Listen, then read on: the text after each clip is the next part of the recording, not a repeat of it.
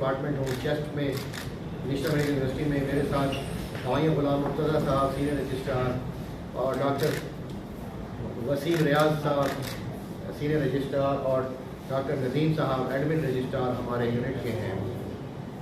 हमने आज अभी एक वॉक की और एक सेमिनार किया छोटा सा अपनी, जिसमें हमारे आउटडोर के मरीज़ों को और उनके लवाकी के नुकसान से आगाह किया।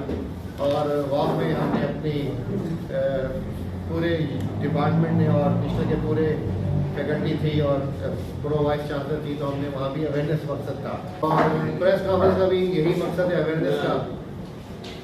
जैसा कि आपको पता है कि जो सिगरेट है, सिगरेट स्मोकिंग, जैसे कि दिल के अमराज, हार्ट अटैक है, फालिज है, लेकिन एक चीज़ जिसको हम बहुत इग्नोर कर देते हैं वो है फेफड़ों की दायमी रुकावट। और हम समझते हैं कि दमा ही सारा कुछ है, लेकिन ये दमे से भी बढ़ के है और ये परमानेंट फेफड़ा डैमेज हो जाता है, फेफड़े की नालियाँ बंद हो जाती है, जिससे सांस लेने में दुश्वारी पेश आती है, सांस में सीटियाँ आने की आवाज़ें आती हैं, सीटियों की आवाज़ें आती हैं और हत्ता के मरीज़ को शुरू में थोड़ा सा चलने से और बाद में टॉयलेट जाने में और कपड़े तब्दील करने तक में भी सांस चढ़ने लग जाता है।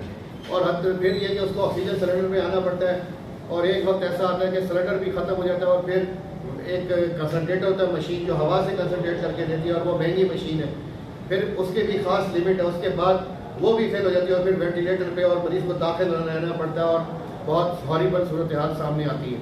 तो इस बीमारी को COPD कहते हैं। ये सांस की नालियों की परमानेंट रुकावट, क्रॉनिक ऑब्स्ट्रक्टिव पल्मोनरी डिजीज, सांस की दायमी रुकावट और उसकी सिगरेट स्मोकिंग के अलावा ये पोल्यूशन, स्मोक वगैरह, इंडस्ट्रियल धुआं, गाड़ियों का आग जला धुआं और कूड़े को आग वाग जो लगा देते हैं। और जो आजकल फसलों में एक ज़माना ये था कि समझा जाता था कि देहात की आबो हवा जो है वो एक पुरफिजा चीज़ है और सेहत अफजा चीज़ है, लेकिन आजकल देहातों को जो चावल की बाकियात को, गन्ने की बाकियात को आग लगा देते हैं बजाय उसको निकालने के, तो उसको कहते हैं स्टबल बर्निंग। उसकी वो भी बहुत बड़ी वजह है पोल्यूशन की और COPD की, सांस की दायमी रुकावट की।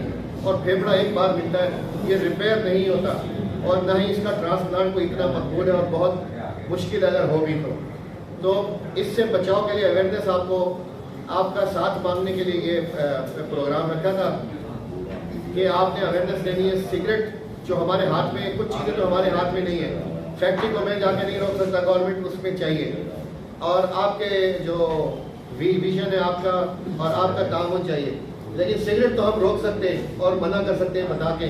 तो हमें सिगरेट के खिलाफ भी, टोबैको के खिलाफ भी मुहिम चलानी है।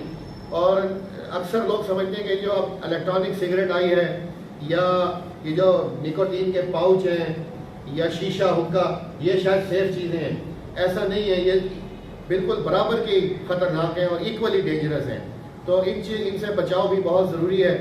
और आज के दिन का बस ये पैगाम है कि जितना कम हो सके माहौलियाती आलूगी को कम किया जाए और जितना हो सके सिगरेट से और लोगों को, बच्चों को और जवानों को स्मोकिंग के नुकसान बता के उससे इज्तनाब कराया जाए।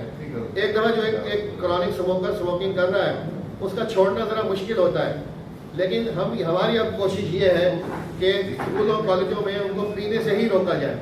तो ये प्राइमरी प्रिवेंशन इसको कहते हैं। तो प्राइमरी प्रिवेंशन में कई और चीज़ें भी, लेकिन ये एक पोर्शन है।